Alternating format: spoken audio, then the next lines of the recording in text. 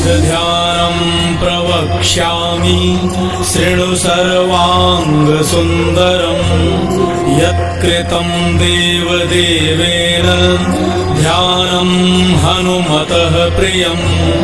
पञ्चवक्त्रं महाभीमं त्रिपञ्चनयनैर्युतं बाहुभिर्दशभिर्युक्तं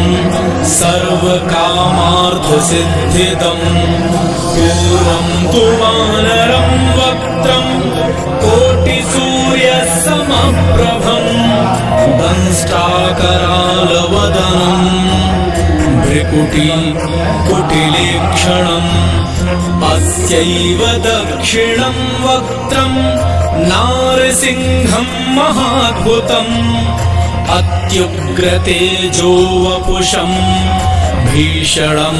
भयनाशनम् पश्चिमं गारुडं वक्त्रं वक्रतुण्डं महाबलं सर्वनागप्रशमनं विषभूतादिकृन्तनम् उत्तरं सौकरं वक्त्रं कृष्णं दीप्तं नभोपमं पातालसिंहवेताल ज्वररोगादिकृन्तनम् ऊर्ध्वं हयाननं घोरं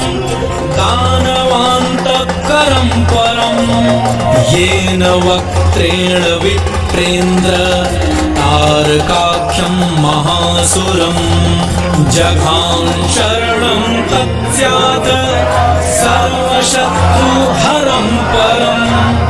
ध्यात्वा पञ्चमुखं रुद्रं हनुमन्तं दयानिधिम्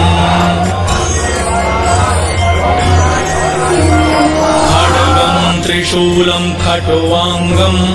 पाशं कुशपर्वतं मुष्टिं कौमोदकीं वृक्षं धारयन्तं कमण्डलुं भिन्दिपालं ज्ञानमुद्रां दशभिर्मुनि पुङ्गवम् एतान्युधजालानि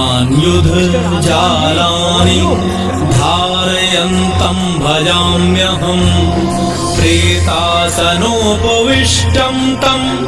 सर्वाभरणभूषितं दिव्यमाल्याम्बरं धरं